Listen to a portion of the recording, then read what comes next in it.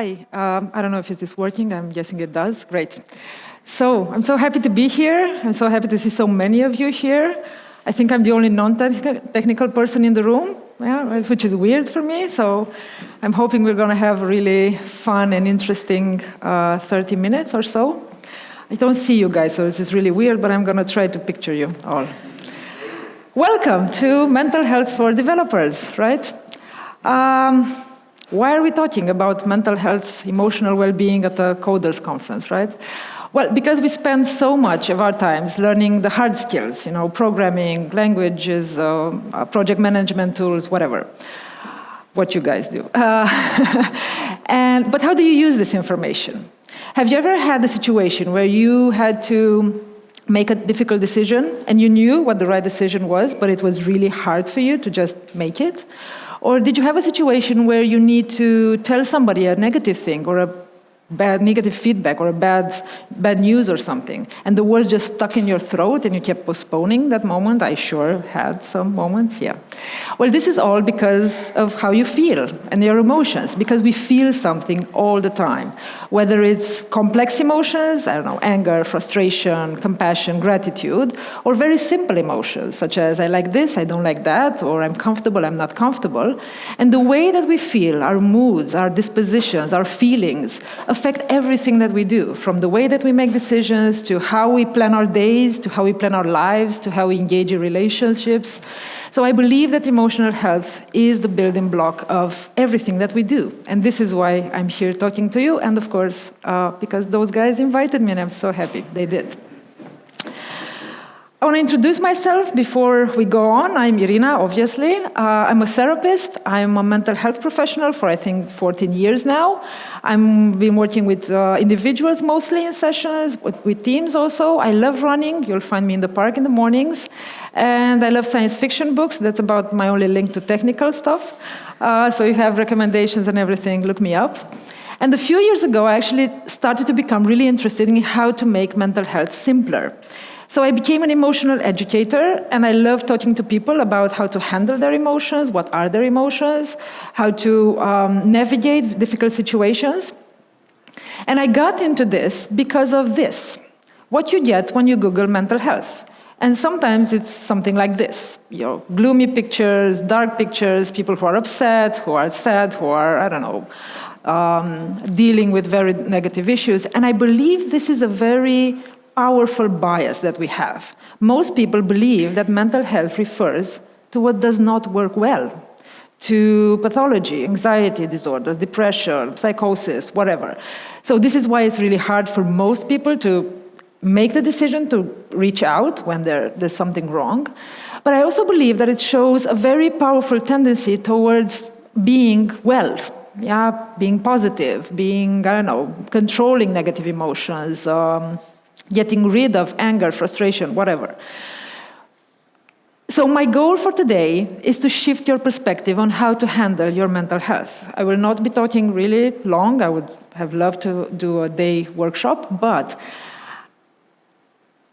by the end of this presentation, what I'm aiming at is to make you less afraid of maybe reaching out to a therapist, and maybe having a better understanding on what it means to have a good mental health. So we're going to spend the first part on discussing what mental health is, what are emotions, what are they good for you, why you shouldn't be scared of having strong emotions. And the second part, I'm going to take you through a framework, a short and simple framework, to help you manage your mental health better. Okay, let's go. What is mental and emotional well-being? And when I was thinking about how to answer this, I was thinking about the situation with my daughter. She's 5 now, but last year she was 4. And I was watching her one evening. She was brushing her teeth at the sink. She was on a stool. And when she came down, she finished. She tripped, she fell, she hurt her leg a bit, not dramatically, but after crying dramatically for about a minute, she asked me for a Band-Aid. And while I was helping her put on the Band-Aid, I kept thinking, okay, this is a 4-year-old. She doesn't know how to tie her shoelaces yet. She doesn't know how to pronounce abracadabra or a psychotherapist. But she does know that when she gets a wound, she needs to put a Band-Aid so it won't get infected, right? She knows that she has to brush her teeth twice a day so she won't get cavities. She knows that she has to eat her vegetables to be healthy. And it got me thinking about the fact that we teach our children and we learn so much about what it means to be physically healthy, but what do we know about how to keep ourselves emotionally and mentally healthy? This is my daughter crying because I wouldn't eat her 8 cents. She is past that, thankfully. But returning to our presentation, I just want you to spend 10 seconds just thinking about what does it mean for you to stay emotionally and mentally well? Just take 10 seconds, not more, or more if you want, and just ponder on this question. What does it mean for you? When you say, I want to be mentally, emotionally well, what do you mean? How do you know you've reached it? Are you looking for an answer? No, I'm just waiting for you to finish your thinking, yeah. If you want to give me answers, sure you can, but maybe after, because it could be a bit complicated with the setup.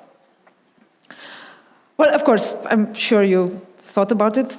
And I think that there are, of course, very various answers to this.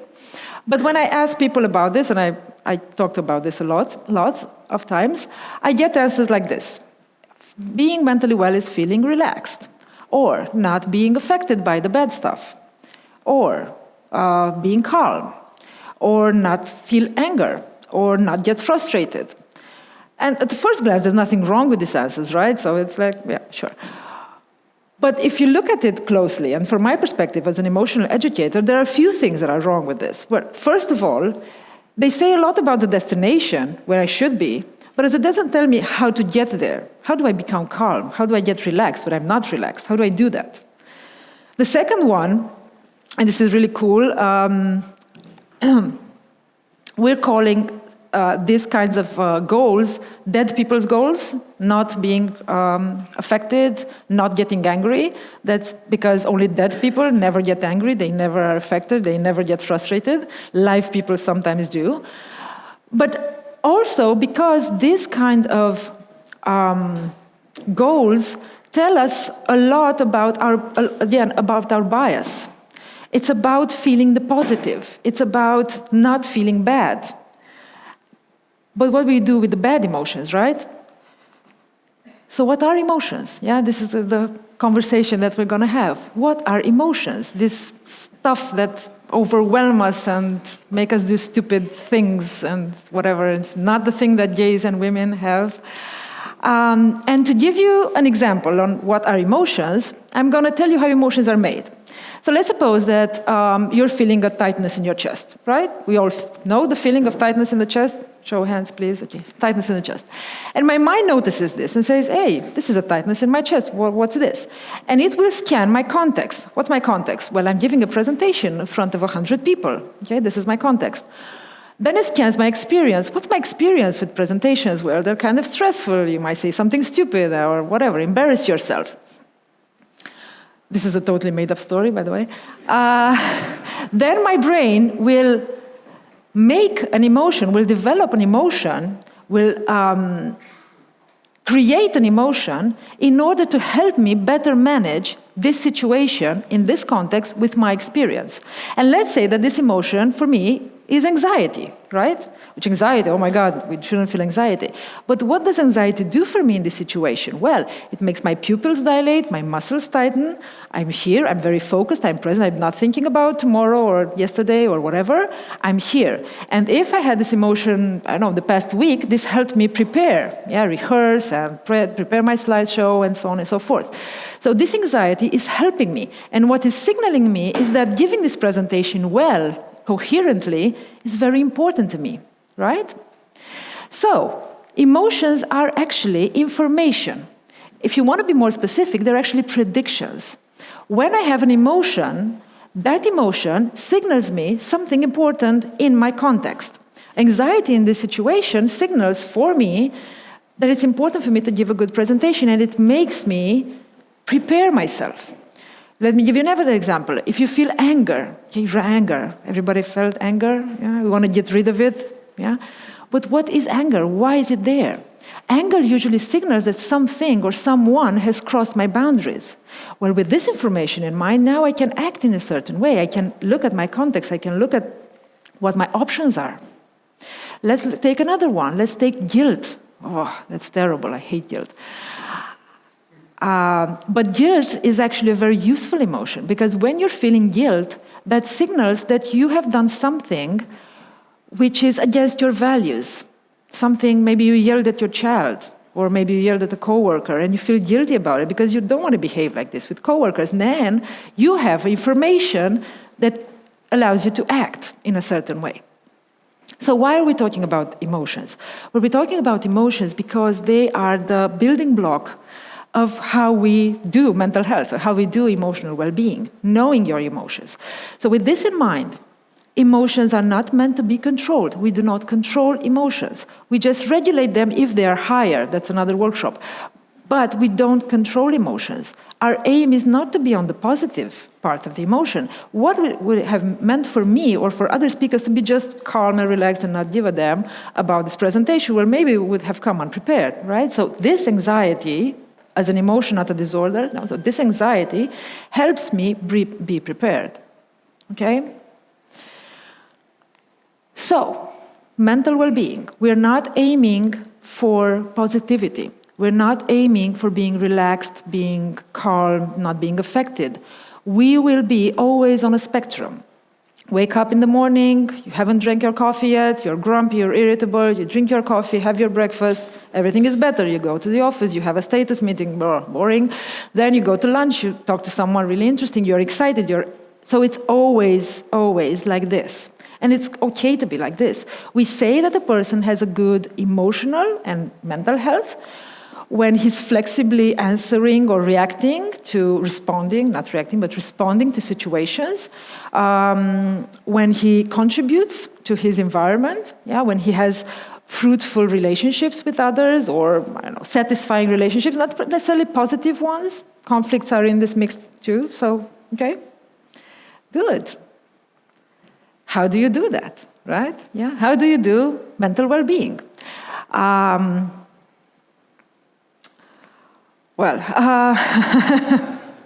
That's not that complicated, sorry.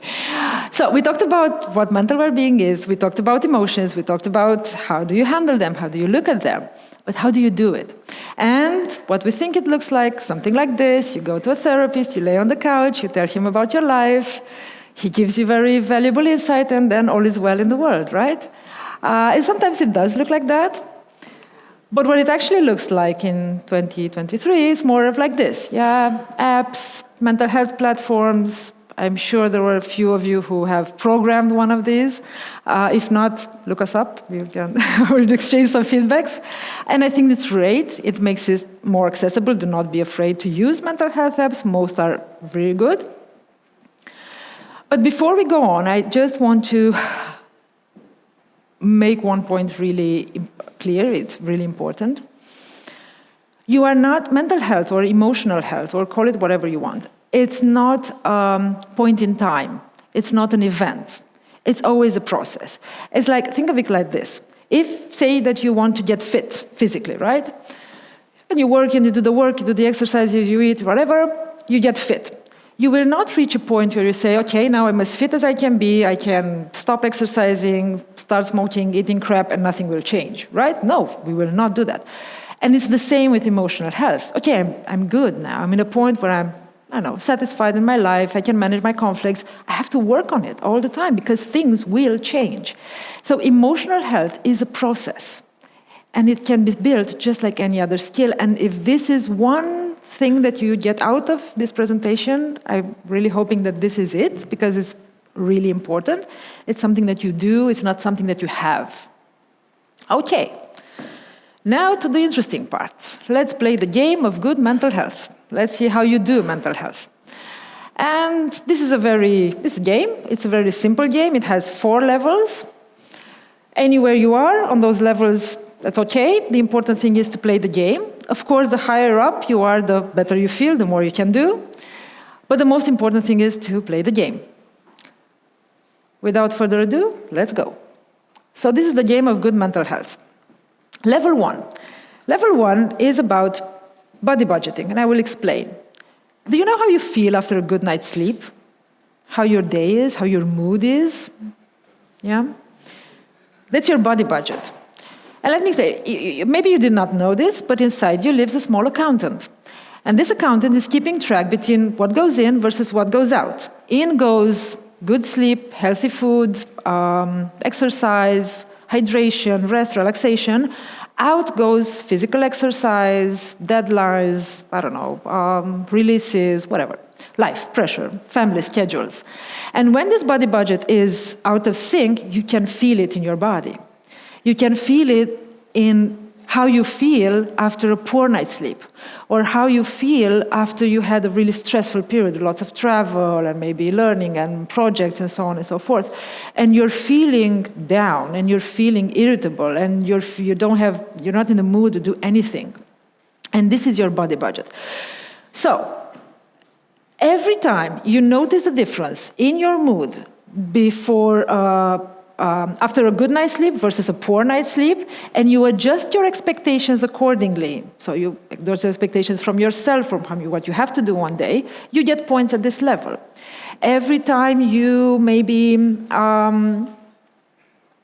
are feeling, irritable, particularly irritable, maybe you're not a very common state for you, but you're feeling irritable, just think about how your days, before blaming others, everybody's an idiot today, just think about how did you sleep? How was your past days? How much did you eat? How much did you rest? Okay? So think about all your context. Okay?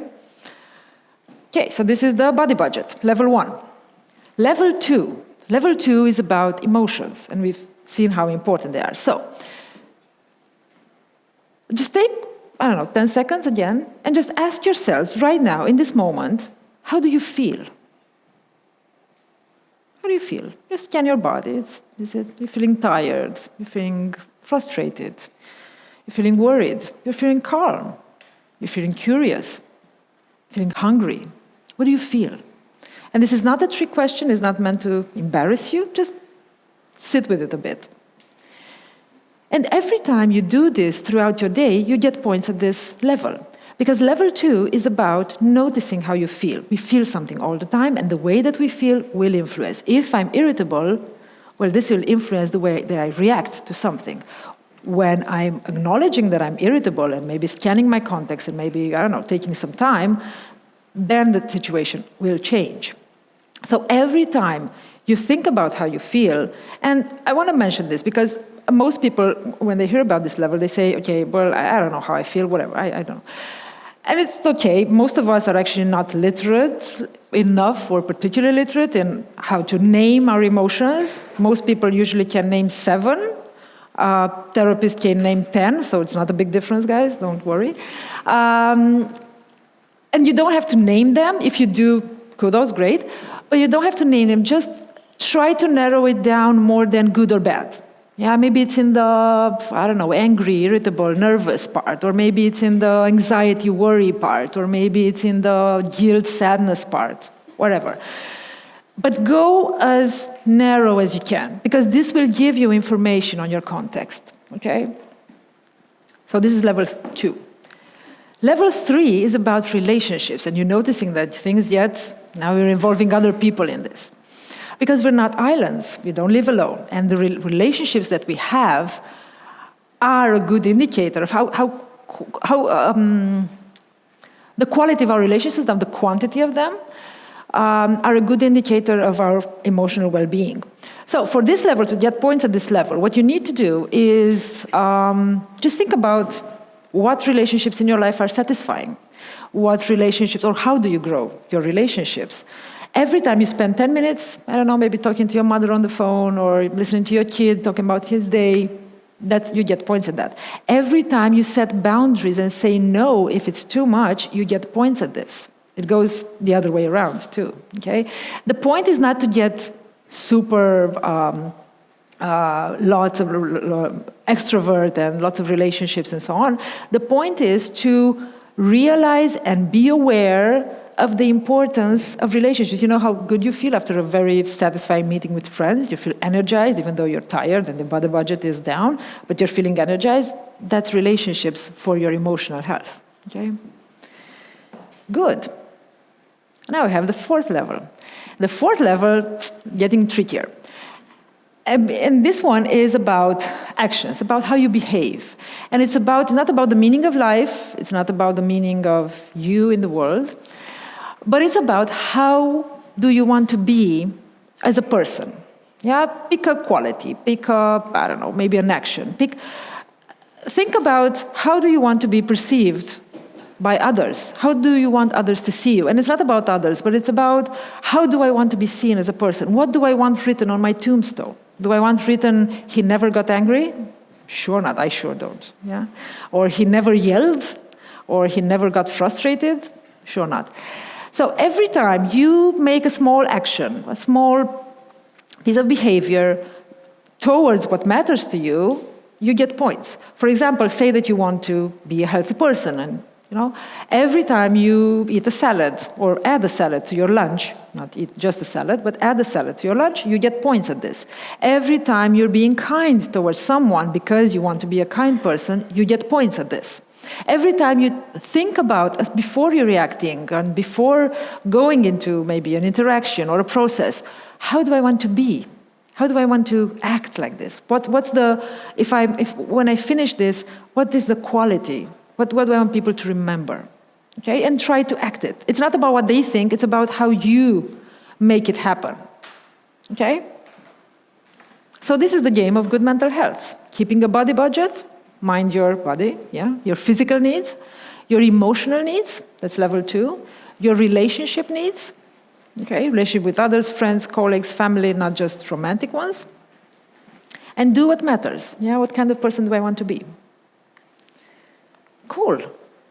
If you want to continue making your mental health simpler, I'm inviting you to scan this. It will take you to our Assertivo Substack, which is a Substack with very simple mental health tools every week. Very simple. Thank you so much. And if you have questions, now is the moment.